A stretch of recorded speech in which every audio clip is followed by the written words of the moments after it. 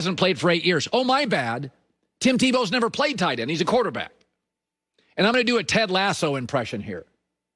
If you think Tim Tebow, tight end to Jacksonville, works, you think Ted Lasso would walk into that locker room, well, boys, we got a guy's been out of the league 8 years, maybe 9. I lost count. He used to be a quarterback. He wasn't very good at that. He's a tight end. He's never done that. And he's going to set the culture in here. He's going to show us boys how to win.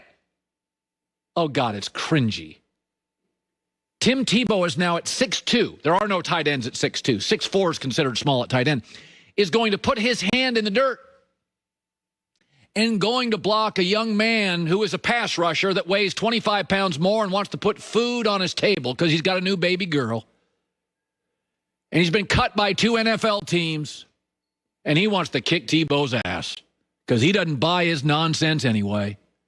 Because that defensive end would never have gotten a shot at baseball. He would never have been drafted in the first round. And he's putting food on the table for his baby daughter. And you think Tim Tebow's going to put a hand in the dirt and block him? Oh, that is so cute. This is awful. It's so collegiate. Folks, Rudy is a true story about a walk-on in college. Hoosiers is about Indiana high school basketball. This is the NFL. People wonder if Kyle Pitts, the new prototype at tight end, can block. He's 6'5" and runs a 4.4, and they will demand he blocks. Tim's 6'2". He ran a 4.7 40 8-9 years ago. He's never been as athletic as everybody hopes, and he's a good person, and he's corny and optimistic and hopeful. He is Ted Lasso. And I liked Tim, and I've met his brother, bumped into him on vacation. I've said before, I'd put Tim somewhere on a roster maybe like 7 years ago, but this isn't going to sell. We know Urban. I liked Urban. I know Urban. I've known Urban forever. I've been saying nice things about Urban. Today's not one of those days.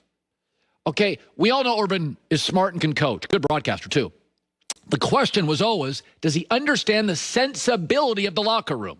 Saban really didn't. And Saban is sharp and Urban sharp. But when Urban tried to muscle through a strength coach from Iowa who had just been fired for abusive behavior to athletes and some racially insensitive stuff, as a little bit of a red flag. It's like, Urban, that's not going to work here. And that lasted about a day. It's like, you can't treat NFL players like that. They'll deck him. Okay, you can't sell Tim Tebow out of the league 8 years as a tight end.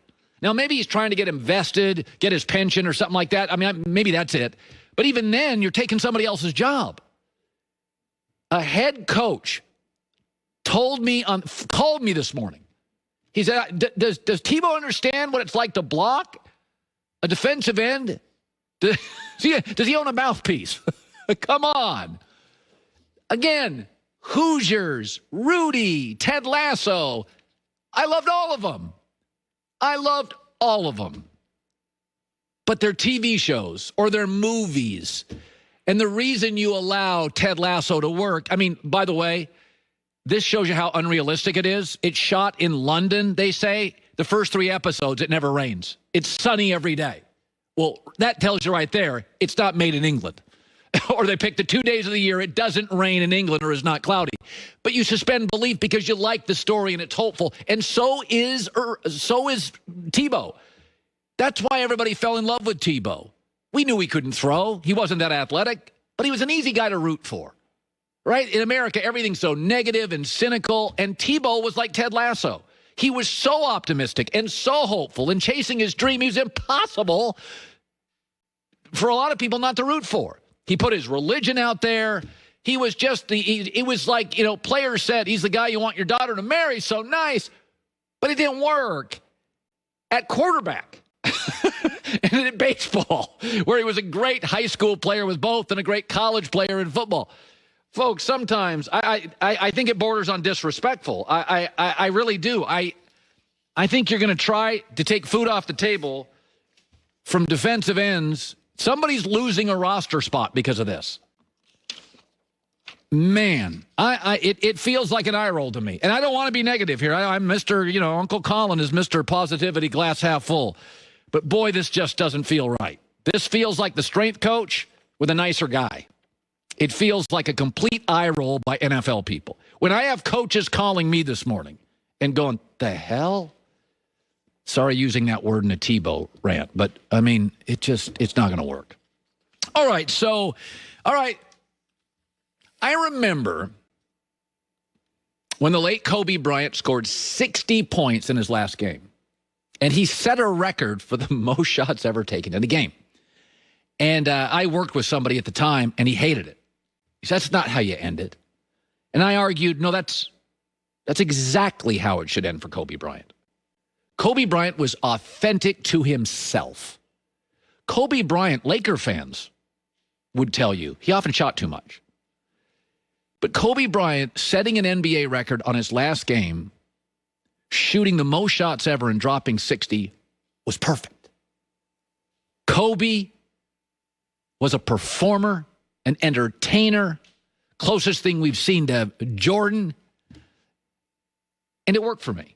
I thought that's authentic. That's who Kobe is. Had Kobe come out and set a record for assists, you'd be like, what? That's not who Kobe is. Russell Westbrook did something last night.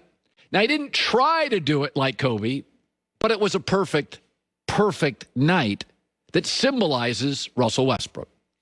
Russell Westbrook is insanely athletic. Top 5 athlete league history. Wildly fun. Polarizing. And last night, he set the all-time NBA record for triple-doubles. And at the end of the game, with plenty of time, he took a three-pointer and missed. It was not great judgment. He had time to drive and draw a foul. He's good at that. And he missed a three-pointer. Of course he did. Here's the end of the game. It's so fitting. The Wizards are going to go with it. Here comes Westbrook. 4 seconds. Westbrook puts up the three. No good. And Atlanta's going to win it by 1. It's tough right there. Got a clean look off. Russell Westbrook just came up short. On a night when he makes history, he keeps that ball. But the Wizards in a 1-point game again. Of course he kept the ball. He once said it's his best friend. That's how he should set the record. And this is not a criticism of him. When Jameis Winston's last pass as a Buccaneer was a pick 6, you're like, well, that's kind of what it should be. Russell Westbrook gave you both facets of his game last night. His utter brilliance, his unmistakable athletic ability, his brilliant talent carved through years of focus and determination. You got that. And he missed a three-pointer badly when he should have driven, gotten fouled, and headed to the line. You get that. He's won 7 playoff games since he and KD got a divorce, and that's with James Harden and Paul George at 2 different stops.